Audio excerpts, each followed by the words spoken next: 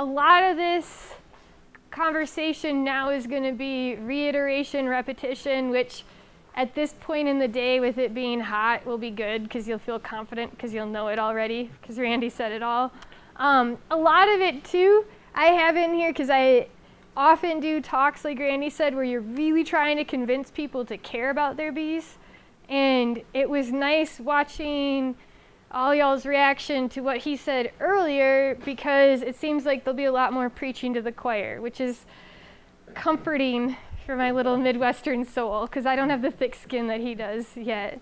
So, but then there'll be time for questions, and we can talk kind of about how we do it and where we are. So, like I said, like I've been keeping bees for a long time. I've only gone into the queen ring for about the past 6 years, 7 years, and I've only really started paying attention to breeding stuff for about 2 or 3 years.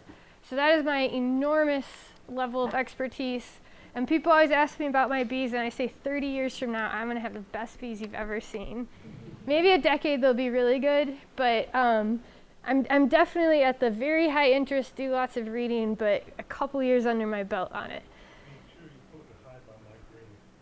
Put the I have them finally. You can have them on your grave. Okay. Actually, my very first hive when I came to Michigan was a swarm that someone had abandoned on a grave in the cemetery behind my house. So, and the fire department called and I got it. So, okay. So I am going to talk about mite-resistant queen stock. Specifically, I'm going to talk about the why. A lot of this is the part you've already heard, but we'll just drive it in further, or maybe you can get messages to tell to other people. Because I think the conversation about how you talk to people, especially like for me in public health, like everybody knows smoking is bad. You know, a lot of it is how you actually frame it. What does resistance look like? So when we're talking about mite-resistant stock, like what does that actually mean? And then how do we get it? So what is the actual process about going by getting it? And the short answer is that we're not there yet. And people always ask me, like, they know I'm involved in all of these VARROA projects. They know I'm, working with all these breeders and talking to all this breeding stuff. And then people will come by my bees and they're like, these are the mite-resistant ones, right? Like, and I even had someone call me up and their bees died, and I went and looked and I'm like, yep, it was VARROA. And they're like, well, we bought them from you because you said you had mite-resistant ones. And I was like, you saw my house. If you thought that I had the answer to the entire beekeeping industry's problems, do you think I would live in that dump? And we live in a fixer-upper in exchange for labor. So that's full. But anyway, so like we're getting there. Like it is definitely a work in progress. All right, so the first part, why we actually need to breed it.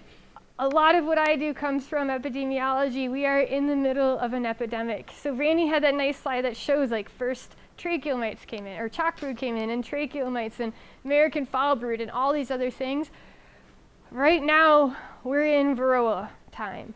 And if you look on this figure, these black spots are lakes. These are not periods where there is no VARROA mite. The whole United States. If you are a beekeeper in 2016 in the United States, you have to deal with VARROA. You just have to. That is the way that the whole world works. The other reason that it's top priority, again, just like all of our other pests and pathogens, we don't have a silver bullet. So even the things that worked for us in the past, we're getting resistance to. And then even the tools that are still working, and he said that beekeepers go from 2 treatments now up to like 6 treatments. Beekeepers in Michigan last year, we had colonies of commercial beekeepers that VARROA got way out of control, and they're sticking to the same schedules that had been working for them in the past. And people be like, oh, those beekeepers, it's their fault because they're not controlling the mites. But like, we don't have great tools. You can't just put this thing in. And even if we had great tools, not everybody's going to use them. So Randy showed the bee-informed partnership data of 60% of beekeepers, and I think that is probably even being generous to them. There's some areas, and it's not even that they won't use them, but are absolutely against managing VARROA. And so we really need things that are, A, going to be effective, but also that aren't going to necessarily depend on tons of labor. I mean, seeing like Randy's thing, he does this and then this and then this and then this, and you know, we've got people who are really successful, but they're making splits, or they're doing oxalic, then splits, then Mite quick strip, then oxalic, then another splits, and that's a lot of beekeeper input. And one of the things that I say is, you know, like people who start and they say they want to be a treatment-free beekeeper, like everybody in the world wants to be a treatment-free beekeeper. There are 0 people that want to say, oh, I would love to spend a lot of money and put a lot of effort into keeping my bees. You know, we want something that we don't have to do a lot of work for. And it is the only long-term solution. You know, I mean, that's the thing is we've seen this series that they're going out of effectiveness and they're not going to be available for much longer. Okay, so that's why we need to breed for resistance. That's our motivation for caring, but we really need to actually breed for it. So it is something that is an active thing, and it's a lot more than just letting them, you know, do natural selection or do hands-off and just letting them get there on their own. And I have an asterisk there because, yeah, if we left them alone under conditions, the right conditions, they would actually get there. But they're not going to get there in time that we can actually eat food. You know, like we could do it if we let all the bees die off in the United States that had issues with VARROA and didn't import any and didn't move any and didn't try to save any for many, many, many, many years, we could get to that point. But we're also not going to have any fruits or vegetables at that point. So I like to eat food. I have this very bad habit of needing to eat food a lot that I'm not willing to get up. The other thing is if you do this thing where you just let them die out and you say, whoever lives wins, like, and you're only saying you have to be able to handle high levels of VARROA, well, you can handle high levels of VARROA if you swarm every few weeks, or if you abscond the colonies. And you may get these colonies that are absolute jerks that are going to swarm 12 times, but they can handle VARROA. Or maybe they're not going to make a ton of honey. I mean, Africanized bees handle VARROA very, very well. They don't store honey very well. They're kind of jerks, and they will abscond even if they have brood. And that's not something that's really going to work very well for most beekeepers. So we really want to have a good bee that can handle VARROA. So the other thing, this one has a lot of words to remind me, but the other thing is the disease pressure. So where we are now with VARROA in a lot of areas of the United States is that we have this ridiculously high disease pressure. And I'm going to talk a lot about host parasite, host pathogen balances. And so we had Nosema apis we've known about it for hundreds of years. It's probably been in the bees for a very, very, very long time. That's the microsporidia associated with Nosema. It rarely affects bees unless they're highly stressed. That's considered a nice host parasite balance that happens after they've evolved for a really long time. When Nosema serene comes on, we have all these problems because we aren't at that balance. That's where we are hoping to get with VARROA. Unless we magically eradicate it and make it totally disappear from the planet, we're going to have to find a way to make peace and live together with it, which means we have to get to a balance, which means, though, that balance is not going to be at these super, super, super high levels. We're not going to find a long-term balance where bees are expected to have 50 mites per 100 bees, or these, 20% infestations. These balances are going to be where the mites are in the colony, but that population is getting managed. Right now what's happening is we've got these colonies that do really, really, really well, but then they get just absolutely dumped on with VARROA. So those colonies could be really useful for us in this new era of bees. They could have all of the skills that would be useful for managing regular levels of VARROA. The example I have, so I keep some bees at a botanical gardens because I teach classes there. And I usually have about 6 hives there. And the first year I lost 1 colony, and it was to VARROA, and it was a package that I bought as a demonstration. I've had the colonies there for 4 years. I lost that colony 2 years ago, and besides that, that's the only one I've ever lost. It was this package that I brought in, and I think they've been there for 4 or 5 years. Last year, the student group came in and wanted to get 5 hives. They bought nukes, they set them up, and then they all went on summer vacation, and the guy who said he was going to watch them, they're all students. No one managed those hives. I monitor those hives every single month with my class, and they're fine, below threshold, below threshold, below threshold. All of a sudden, come September, they're at like 13%, 20%, and they're really, really high. At that same time, 4 out of 5 of those colonies in the student bee yard had absconded. I have a very good idea of why my bees, after some like 4 or 5 years, all of a sudden can't handle varroa mites on their own. And so we treated with Mite Away quick strips, we monitored, it was still really high, we had to treat again. So I had to treat those colonies, but I still think those are really good genetics because they had 4 hives collapse right next to them. That's ridiculous disease pressure. But if we finally get this under control, those are some of the bees that I want to have. So I think if you do this huge, these big booms and these big busts, you're going to lose out on a lot of the ones that'll help us in the future. All right. And also, it would work, except we'd have to stop buying bees. And we'd have to stop moving bees around. And a lot of people, when they think about moving bees around, they think about, the commercial beekeepers on pollination contracts. But it's people buying nukes and people buying packages. That's a huge amount of moving bees into this really, really widespread distribution. All right, and we're going to see. I made an animation for this. It was very late at night. So we're going to see if this works. And really the idea behind that is epidemic burnout. So when you have a disease that's really, really bad, that kills something, it has to find this balance. Like if it's a disease that's really bad and it kills everything really fast, that doesn't actually help the disease. That's not where a disease wants to get to be either, because then it kills its whole susceptible population and it dies too. So it wants to be at this level where it can actually reproduce. Your disease doesn't care if it kills the host or not, except for killing the host is usually bad for it. So it actually wants to maintain through there.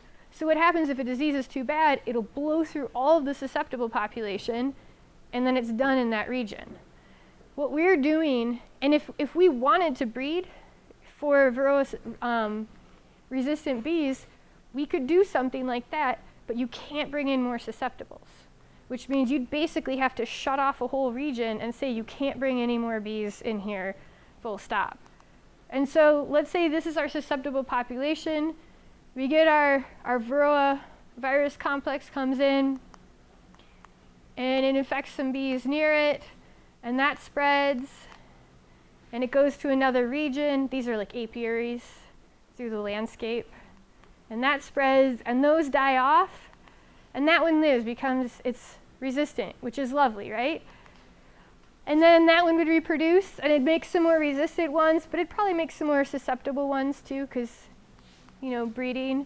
And we'd have this new population. Well, in this case, if this was a completely closed operation, we would have this come back again, and this is what we would end up with. And maybe these would get burnt out at a later day, the infection. Once we have enough susceptibles, we can have the viruses or the vector come through again. But you'd still have those, and it would keep reproducing, and you'd have this lovely landscape where we have all these resistant colonies. And maybe you'd even have this infection come in, but it can't spread because it's got all of these around it that are resistant. And so you can actually stop transmission because you don't have enough susceptibles all around you. But what we have is we have all of these that get sick. We have this one that's resistant, but then we just bring in more susceptibles. So then they can get sick, and then they can die off, and then we bring in more susceptibles, and they can get sick, and they can die off. And we do a really good job, and they can get sick, and they can get really, really, really, really sick, and it doesn't harm the viruses or the varroa at all.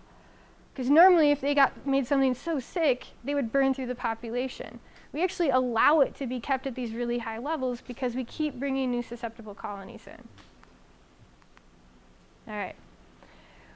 So one of the biggest things, though, is when you're doing this, you can't assume that your colony is going to have resistant traits. So they are out there, but if your colony does not have them and you treat for varroa, you're not at all making them soft. They can't just develop them magically if you stop treating them.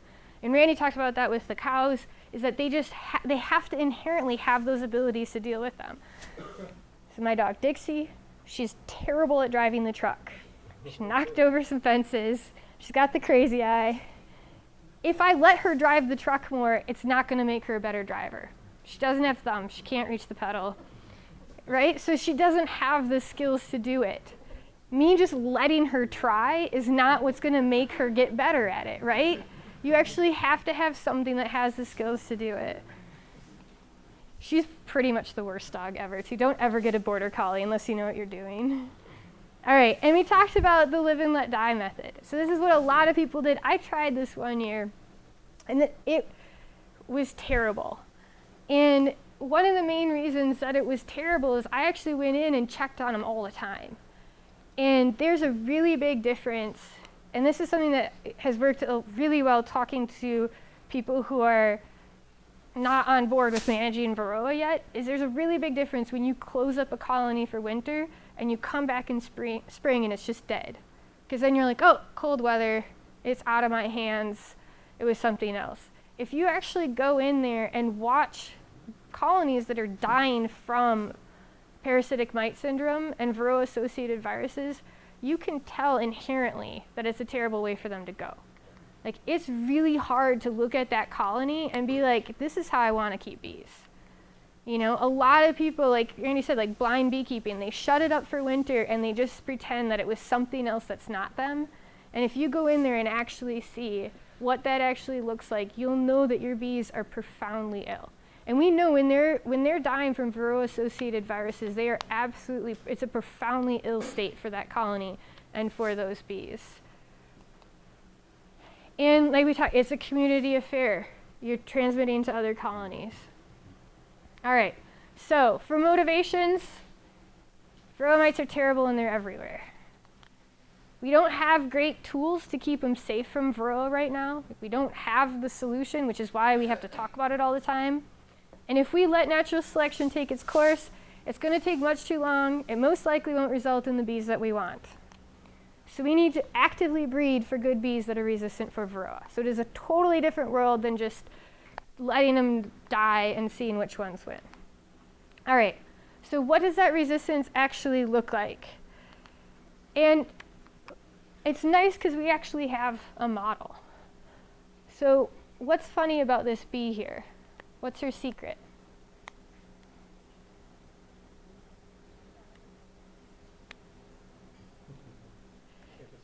It's Apis cerana. So this is a close sister. It's a different species of honeybee. They're the ones that the Varroa mites actually have a really long history of evolution with.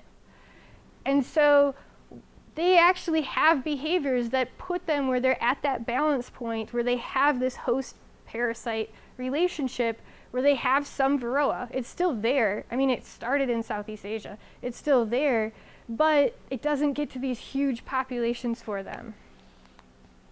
All right, and this is, Randy talked about this a lot, like the issue is not just that it's present, it's that it overwhelms the colony. All right, and he actually used my mosquito slide too. That's good though. If we didn't talk, it means we have a shared message. But this is Aedes aegypti, the one that transmits Zika and dengue and yellow fever. And they're vectors. You know, and we're very used to thinking about vectors when we think about viruses. We focus a lot on Varroa as if that's the pathogen, but the real issue is that these viruses are in there. So we have to understand the viruses that they transmit. And when we look at resistance, these viruses are definitely going to be a part of it. I don't think we know exactly how they're going to fit in, but I mean, that's the thing that actually kills the bees. The issue though, when you actually look at practice, so for human medicine, if you're dealing with a vector-borne disease, you usually deal with the vector, especially with viruses. Because in order to have a vector-borne disease, you have to have a host, you have to have a vector, and you have to have a pathogen. If you don't have the host, it doesn't matter, right? But you can't really intervene in that strategy. I mean, if we killed all of the bees, we would not have a Varroa issue, right? Not going to bring that one up as a suggestion. If we got rid of all the virus, Varroa, in some places, definitely we've had high levels of Varroa where it really doesn't kill colonies. It is also destructive on its own. But if we get rid of the vector, a lot of these viruses, we know that they're fine in the colony unless they're actually injected into the pupa. So we find deformed wing virus out in the environment, and we find it in the environment of healthy colonies. It only causes a severe level of diseases when it's actually injected into the pupa. So in humans, when we're looking at Zika control, they're looking at actually controlling the vector. Part of it is we can't do much with the viruses. We don't have antiviral therapies for bees. We can't treat them with antibiotics, so we're really limited on what we can actually intervene there. We probably can't develop a vaccine for them. Most of them are able to mutate very quickly. A lot of them are RNA viruses, which means they're going to change really, really rapidly, which means that they're very, very hard to target or get solutions. And we have really high levels of infestation. So they mutate much more quickly because we allow them to have these enormous populations. So that's one of the things, if you have these epidemic hotspots where you have lots and lots and lots of disease transmission and lots of these viruses, I mean, you're just making a lot more viruses. So just probability-wise, you increase the chances that they're going to mutate into something different. All right, so vector-borne viruses are usually controlled by controlling the vector. So I said viruses were going to have to be part of the issue, but a lot of what we're going to have to do is involving how we control VARROA. So we have to select for useful traits that break VARROA reproduction is a really good part. So shorter pupation may be a thing, because what happens is that VARROA mite, she goes in at about day 8, and she hides out till it's capped. She lays an egg. She has a male. She lays some daughters. She can get a couple generations of reproductive daughters that come out of that cell. If you just, instead of having, if she goes in and she can have 2 adult daughters come out, you start to have an exponential rate of growth. If she goes in and just has 1 daughter grow out, that completely changes the rate of growth. But this is something that there's huge variation in anyway. I heard that at the University of Wisconsin lab, they had an 18-day bee that hatched out, but it was pre-VARROA, so then the lab disbanded and they don't have that line anymore. But that might be something that you could look into. Randy talked about this last night about larval suicide, where in Apis cerana, the larvae seem to die off, and the mites, the worker larvae do when they're infected with VARROA, and the mites will go to the drone larvae, which don't seem to have that effect. So you can have these high levels, but the colony can still be maintained. Swarming or absconding.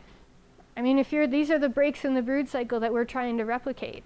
But a lot of beginner beekeepers that I talk to, they say, oh, I'm absolutely treatment-free, but that includes putting supers on their hives in time. And so they'll have two swarms throughout the year, and then their colony will actually live because it hardly had any brood to have VARROA go through. So swarming or breaks in the brood cycle, we can do that much better by actually making splits or controlling that.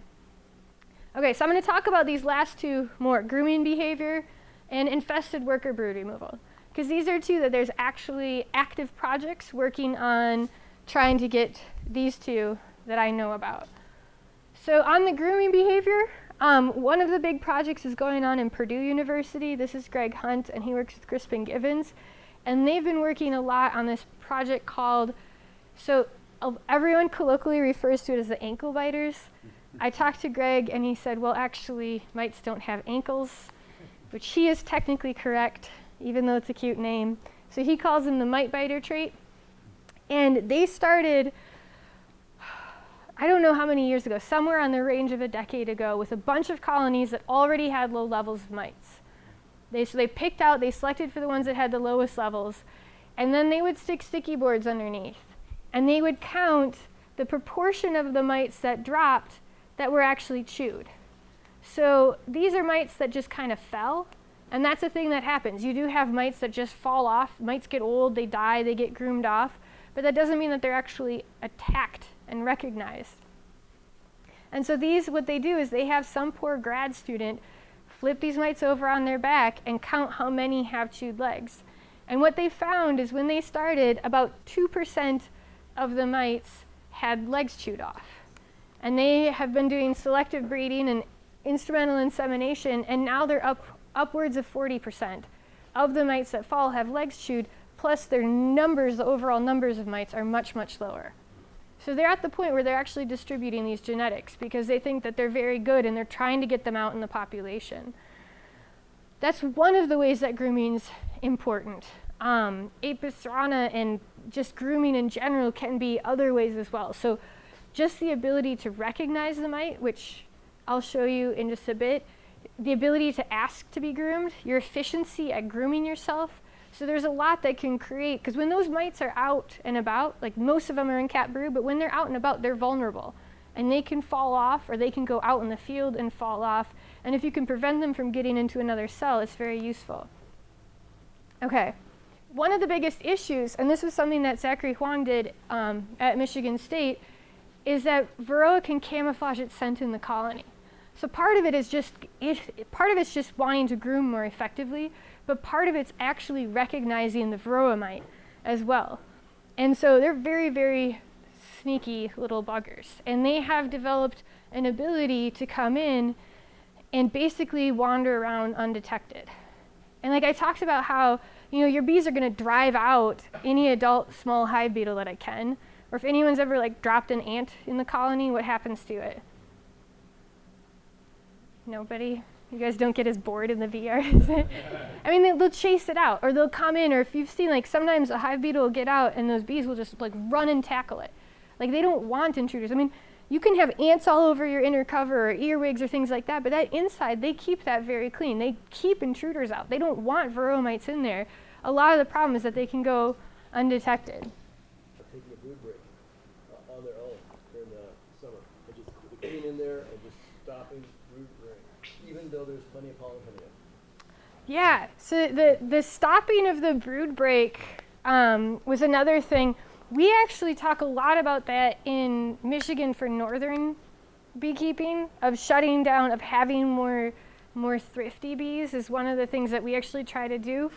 And we saw it a lot this year. And I got so many phone calls from beekeepers saying, I bought your bees and the queen is gone. And I finally said, call me in 1 week. And then they call me back and they say, you'll never believe it. I was like, I bet I will. And so we actually are starting to see that happen in some higher numbers where they're shutting down. But I think, for us, I think it's food related. But I mean, it's still a nice thing. It's a different trait though.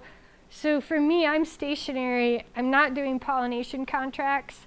That's something that I don't know about commercial scaling, because a lot of the beekeepers in Michigan are always needing to build up for something, you know, and having a break in there.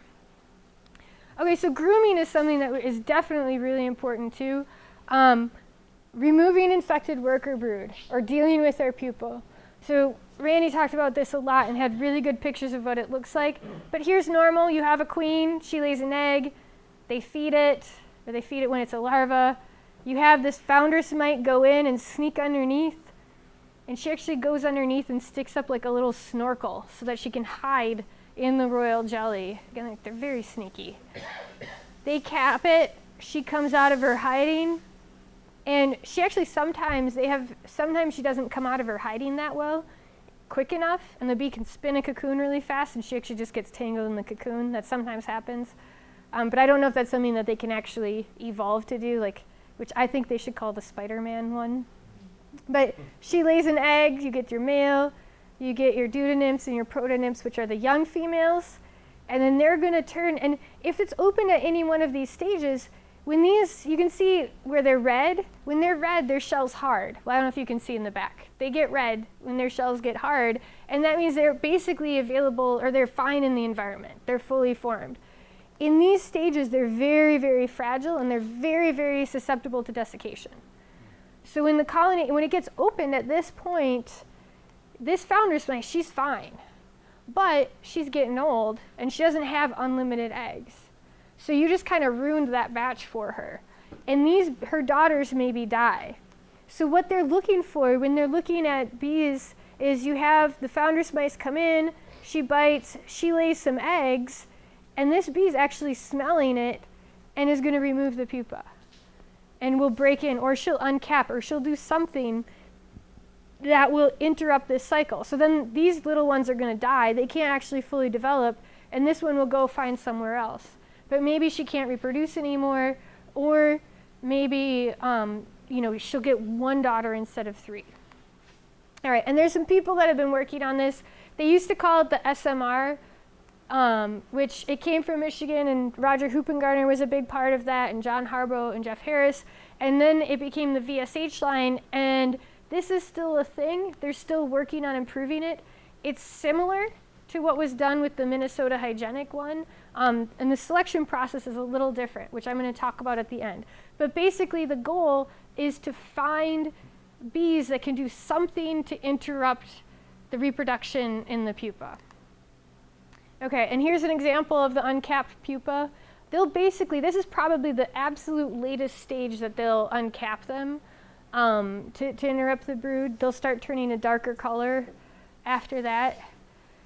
And they'll chew them. We saw plenty of pictures of the chewed pupa before. And I've started to see colonies, not that look like this, but just that you'll see a couple uncapped pupa right now, and I've gone to do consults, and it's basically like you have good news and you have bad news. And the good news is that you do have, some hygienic behavior. You've got bees that are paying attention. The bad news is that there's something in there that's making them pay attention. All right, so we have a lot of people that are working on trying to find these bees that either have increased grooming behavior or have increased ability to recognize the pupa or to recognize the mites that are coming in. It's really not a straight path. As Rennie alluded to, first off, just bees are very, very different than breeding any other type of animal. When you've got a colony, you're looking at an emergent property of all of these different actors working together. And then you've got a super, super complex environment, and you've got all these different variables coming in. So it's really, really not straightforward. It's not like in cattle where you could just have the guy show up with the tackle box of semen in the catalog, and you're like, that one's big, let's go. Okay, so one thing is we've got inbreeding. A lot of these traits only work if they're at very high levels, and they're not widespread in the population. So when you're trying to zone in on something, you have to be very careful that you're not creating inbreeding. And we talked earlier about these trade-offs to their costs. You can have bees that are awesome at removing all of the mites, and then you maybe don't get any honey, or they don't forage for pollen, or they're jerks, or things like that. So you have to be really careful about what you're going to lose, or how it's going to change the colony as you specifically breed for particular traits. And then the other thing that I talked about a little bit is that different people are going to want different bees. Where I'm from too, just the fact that if it's a darker bee, people like it better, because there's a thought that it's going to be more northern hardy. And in other places, a lot of the older guys will want yellow bees because they think they're the gentler Italians. And so it's just people will have different preferences, and people will keep bees for absolutely different reasons. If you're going to go to almond pollination, you need them to be on a different schedule than if you're going to be in New York in your backyard. It's very hard to maintain a line. And that means, and part of that is because you've got a queen that lives for a few years, now you have to pick her daughters to carry on. But her daughters are going to have mated with some particular drones, but you have to pick from a whole slew of drones. So there's not a case where you have this one queen that lives for 20 years that you can just consistently graft on it. By nature, it absolutely has to change. And how you're making those selections, and part of it just logistically, it's difficult to hold a line. The fact that there's still VSH around is pretty impressive. When Buckfast, Brother Adam did the whole Buckfast thing, and then when he left, it changed very dramatically. And it's very hard to say, in this era, how do you actually make these decisions? Or what do you include or what do you exclude? And which daughters do you choose? Naturally it changes. And you have crosses. So what we're looking for is this final thing. So we have this lovely, lovely VSH queen.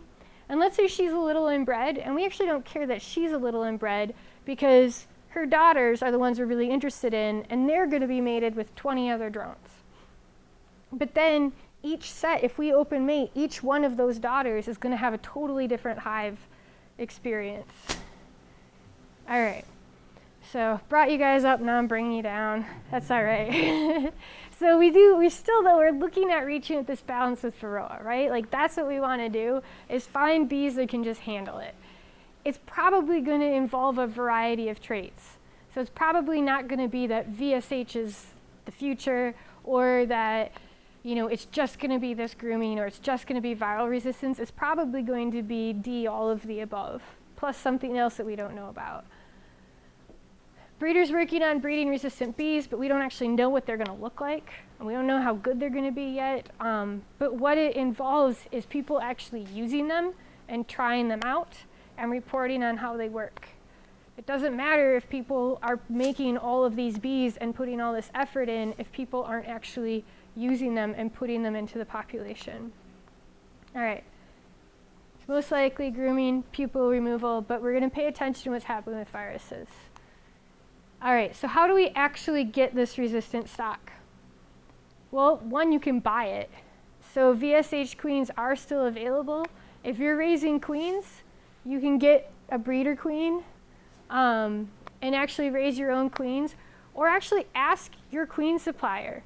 You know, if your club is getting packages, pay attention to where those queens are coming from or what you're getting. Also, keep in mind that your queen has all of the genetics of your colony. And where we are in Michigan, it's really hard to find bees early.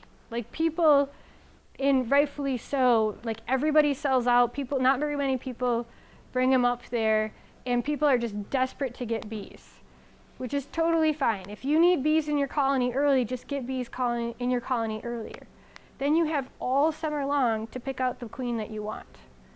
You know, so you can kind of, for you, so maybe your club is doing a big purchase, or you've always gone with this guy in the south. You can get bees in your hive, you can build them up, you can have them draw out all the wax, and then this time of year, I'm actually requeening all of my hives right now with queens that I really like, because she's the one, like in a couple weeks, that whole colony is going to be her anyway.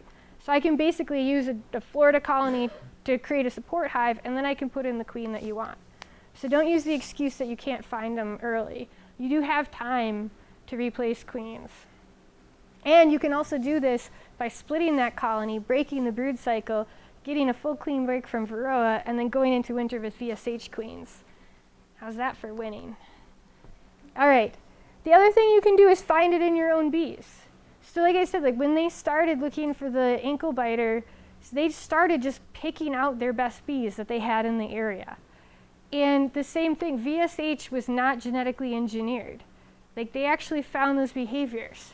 So you may have colonies, like I said, you can't expect, right now the proportion of the bees that have those colonies or those traits are pretty low, especially because people are not paying attention to what they're buying and just putting bees in their colonies. But you may have some, and especially if you're someone who has been paying attention and has been monitoring and has been keeping their good hives and hasn't been just bringing in bees from everywhere, you could have some pretty good bees. Okay, I added this in.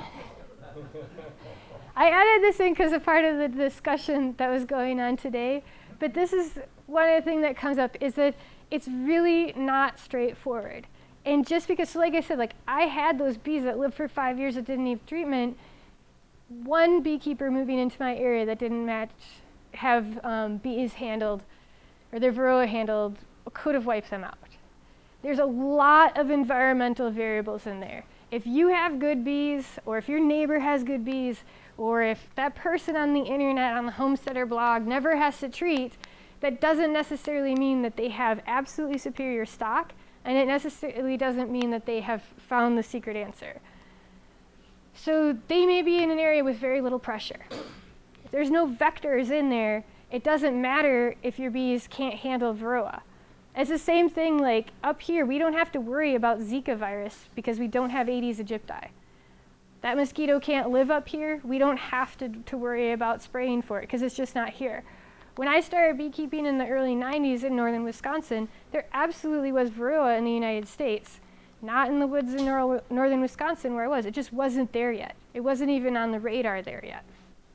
So you could be having awesome success, and it's just because either your neighbors manage it really well or you don't have any bee neighbors. you could be in an area with no virus. And we've seen this as it's gone into new islands, is that they've actually had higher levels where you can have more varroa before the virus moves in. So it doesn't matter if you have all the mosquitoes in the world if you don't have malaria there. You know, it's just, you won't actually, it'll be annoying, but you won't actually get sick from it. We have genetically distinct populations of varroa. They're very, very different from each other. And you could have a version that doesn't reproduce as well, or that's not as good living in the colony. We know for sure there's weakened versions of the viruses. And there's some that if you get the weak version, it actually means that you aren't going to get the bad version afterwards. So maybe the one that's circulating in your neighborhood is the weak version, and your bees are actually just kind of inoculated towards it. Or the environment may not be conducive.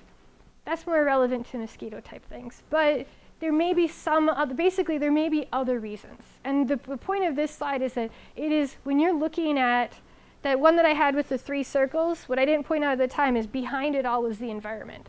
And there's a lot of other factors going on. One of the big ones is this right here, is just having the pressure around you and what it is and how bad it is around you. And this is one of the things when I do just my Varroa talk, when you deal with other diseases, one of the first things that you have to do is just stop transmission. Like, this breeding is going on in the background, but what has to happen for it to actually succeed is that we get out of this place where we have these ridiculously high levels everywhere. Because so you have to stop this up. Like, we don't have to be, we can still breed for resistance, and we don't have to be in the middle of this ridiculous epidemic where we've got counts of 50 and it's really high and colonies are collapsing. So making sure that you're going in there and managing your varroa mites is part of the whole thing of actually stopping this huge epidemic while the breeding is going on in the background. All right, so we want to identify these bees that have the positive traits without killing colonies and spreading disease. That's what we're going for. So how do you know which colonies have good traits? You can directly look for each of those traits or indirectly. So I'm going to talk about directly first. So this is the one that Marla Spivak's group does at Minnesota. And it's a test for hygienic behavior. And what they're looking for is just bees that respond to damaged pupa. So this circle, what they do is they put a tube down and they pour liquid nitrogen on capped brood. And they freeze all these pupa, or they kill all the pupa without disrupting the cappings. And you can do this too. You can actually just you can get liquid nitrogen, or you can cut a chunk of brood out, put it in the freezer, and put it back in your frame. They come back in 24 hours, and they look at how many of these pupa have been removed that are damaged. And so in 24 hours, they shouldn't be stinky and dying and have secondary infections. They should just be dead. And you can see, so this would be considered very highly hygienic by those standards. This one, not so much. You know, these were probably just mushed on the edge, so they didn't do a very good removal. The nice thing about this version is that, so one of the things about hygienic behavior is that it's really useful for everything, anytime that you have damaged stuff. And it's probably one of the reasons that we have less American fall brood and a lot of fewer other diseases, because you want bees that are going to keep a clean colony. Since this is a more general test, it's not Varroa specific, it probably has benefits for those as well. The downside, though, is that it's not Varroa specific. So it might be that there's a trigger that's looking specifically whether or not there's Varroa in the colony. So this is still used, but this is a lot of the selection behind the Minnesota hygienic. This is for testing for hygienic behavior for the VSH lines. And Randy was talking about the uncapping. And they're measuring 2 things. So they measure how many cells are uncapped and then recapped. And I have a picture of what that looks like. And then they also measure how many cells are infested, how many have reproductive varroa, and how many have varroa with no progeny. And I'm going to explain what that means. But basically, they use 2 methods. So this one you can do just by looking at it. This one you need a dissecting scope to do it, but it's more precise. So here's the uncapping. So this is what it looks like on the outside, and you can't tell from the top whether or not it's been uncapped usually. And so what they do what they have their grad students do is basically cut these lids off and flip them over. As you can see, it's a little glary in here, but this is pretty uniform looking, and that's normally capped.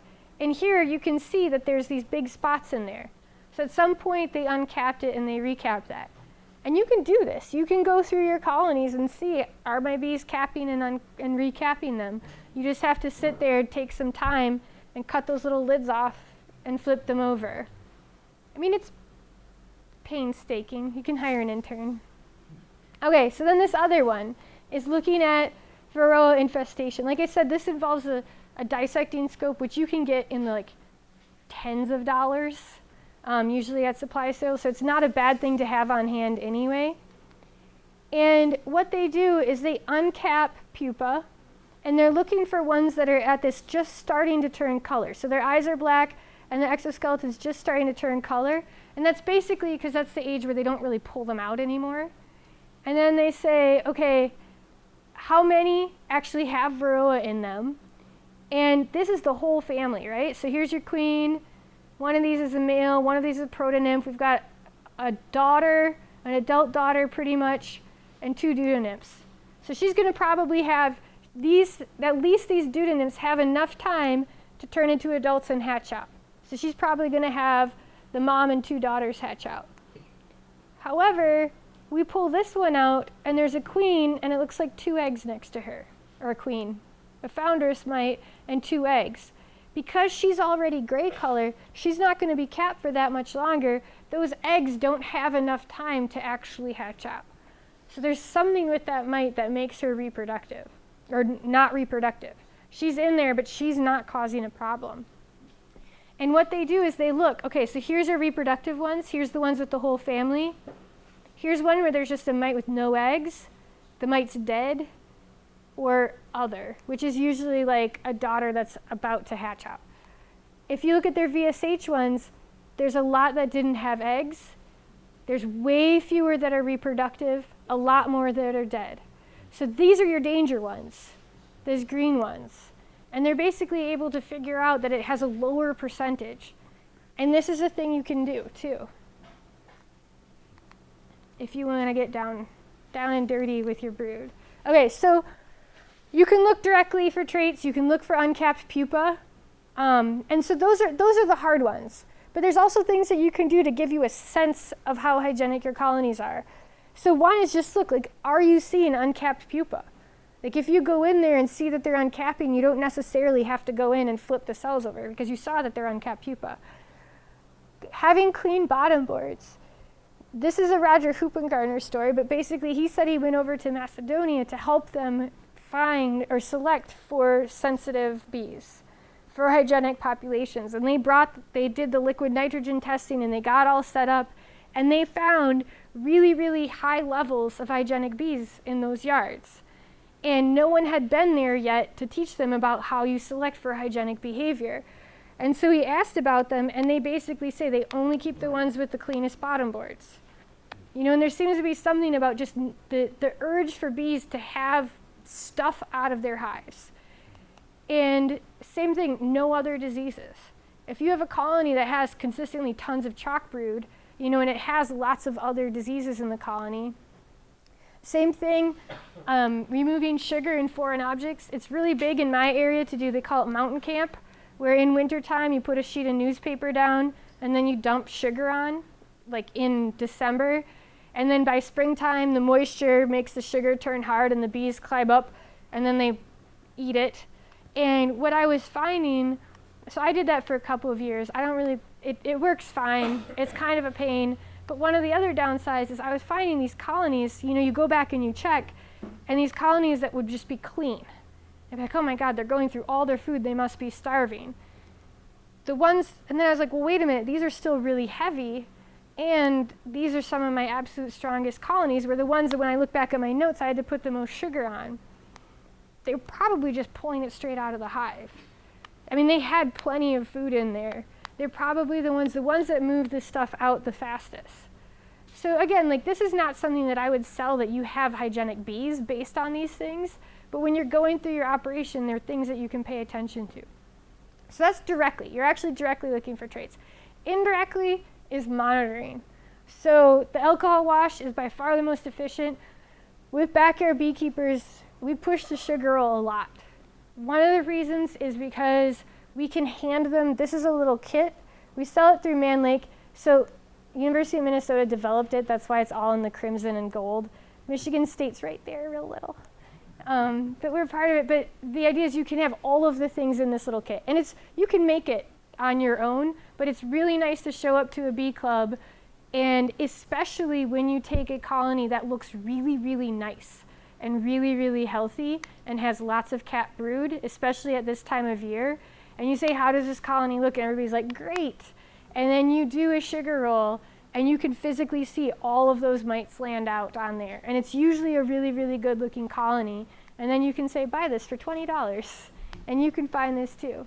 And we do have a lot greater acceptance with the sugar roll. What we do is we just account for the inefficiency when we set the threshold. So Randy said he was seeing issues at 6. We set it at a 3% infestation, so that's 9 bees, which is about, I think, 70%. So it accounts for that inefficiency of the sugar roll. We just can get a lot more people to do it. And for me, the biggest thing is actually, I have a love-hate relationship because I always have like 30 in the back of my truck. But if you actually have them in your hand, and then you can get people to actually to do them. So that's part of it, is just test, see which ones are always consistently low.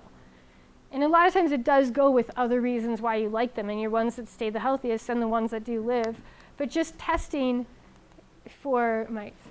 This is the other part of the project, is we're trying to actually get people to put in hotspots and to get to see how it's being transmitted. So, and you don't have to have the kit to do this. If you want to play, you can just go to mitecheck.com, and there's like a 3-question survey. You just put in your county, how many hives you sampled, and what count you got for each colony. And the idea is that we know that there's heterogeneity on the landscape, and trying to find, so right here they're doing some huge push. We're going to do a huge push in Lansing to find, like at the citywide level, to see where we can find these relevant scales of transmission. So yes, there's already some people playing in New York. You guys could step it up though a little bit. All right, and then the other thing too, this is my other plug. So we have a big issue in Michigan of trying to find people who are breeding good bees and people who are paying attention to mites. And a lot of the bulk suppliers that are coming in are coming from people who aren't necessarily using VSH breeds. So we have the Northern Bee Network, which is northernbeenetwork.org.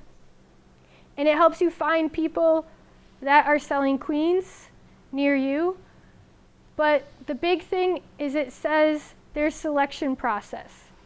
And you guys can't read it, but it's what characteristics do you select your breeding stock? What's the source of your bees? What strains are they? Where do they overwinter? Do you use chemical treatments? Do you monitor for mites? How do you monitor and how often?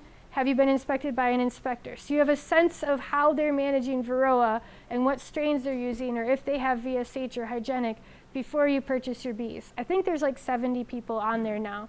But that's free, and you can sign up. It also has a queen drone exchange. So if you raise queens, you can change them with other people.